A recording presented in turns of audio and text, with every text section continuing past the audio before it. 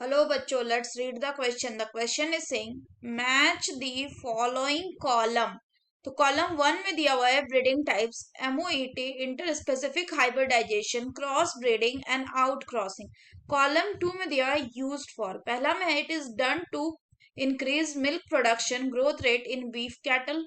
दूसरे में है फॉर हर्ड इम्प्रूवमेंट. तीसरे में है the progeny may be of considerable economic value. Fourth में है the progeny hybrid animals may be use for commercial production. Option में ए का है 2431, बी का है 2341, सी का है 3412 एंड डी का है 4123. तो आइए देखते हैं हम इसका की कंसेप्ट. तो अगर हम बात करें इसके की कंसेप्ट की, तो इसका की कंसेप्ट हो जाएगा ब्रीडिंग टाइप्स. तो अगर हम क्वेश्चन की बात करें तो पहला दिया हुआ है ब्रीडिंग टाइप्स में क्या, वो दिया हुआ है MOET. तो अगर हम MOET की बात करें तो MOET मतलब होता है क्या, इसका मतलब होता है आपका multiple ovulation embryo transfer. Multiple ovulation embryo transfer. अगर हम बात करें कि इसमें क्या किया जाता है, तो जो MOET है इसमें आपका जो काउ है उसको एडमिनिस्ट्रेट किया जाता है. Cow is administered by hormone like FSH, ताकि क्या हो सके, ताकि इसमें इंड्यूस हो सके follicular maturation, to induce follicular maturation and super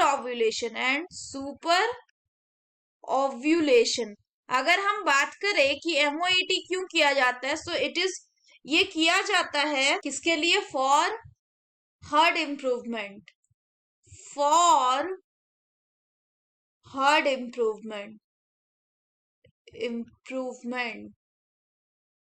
अगर दूसरा बात करें तो सेकंड है आपका इंटर स्पेसिफिक हाइब्रिडाइजेशन. तो अगर हम बात करें कि इंटर स्पेसिफिक हाइब्रिडाइजेशन क्यों किया जाता है, इस मेथड में क्या किया जाता है कि मेल एंड फीमेल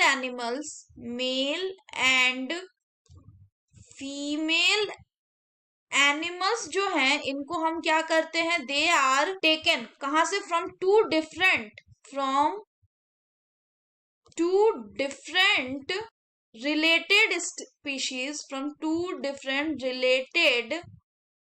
species, और उसके बाद उनको क्या किया जाता है, उसके बाद उनको मेट किया जाता है, एंड दे आर मेटेड. तो यहाँ पे क्या होता है कि जो प्रोजेनी होता है उसके पास प्रोजेनी जो है इसके पास क्या होगा, इट हैव कंबाइंड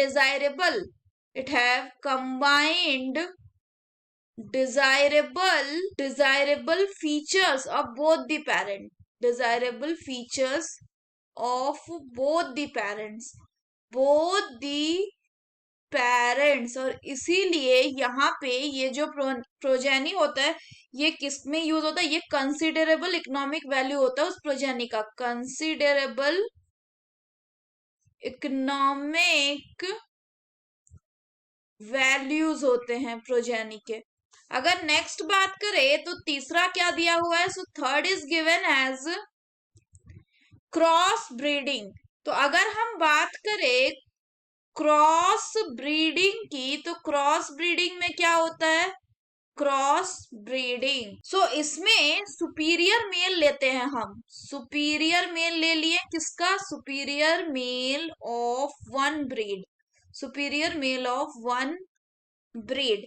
फिर इसको हम क्या करते हैं, we mated them with superior female of another breed another breed. तो ये क्या करता है? So cross breeding allow the desirable qualities of two different breed to combine together, और ऐसा जो हाइब्रिड होता है उसको क्या किया जाता है? दे आर यूज्ड फॉर यानी कॉन्ट्रोजेनी जो होगा वो किसके लिए यूज होगा? So the hybrid animals produce are used for commercial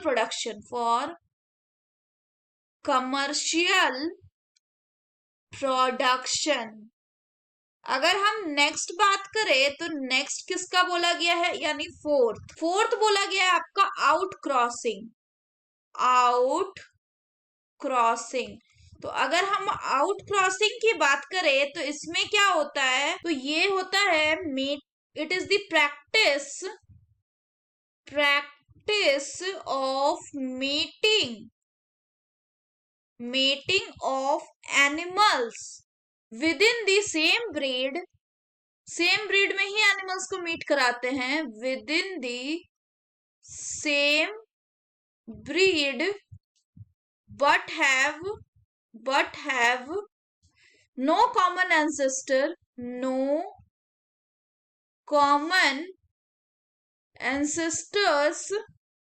on either side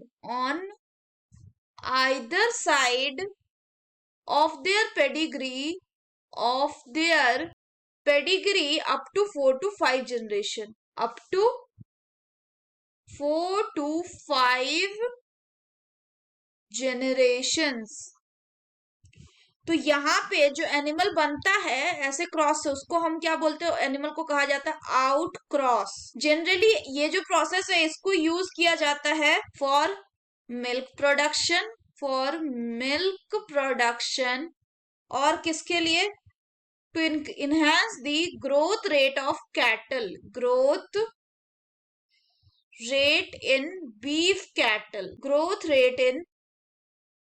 beef cattle.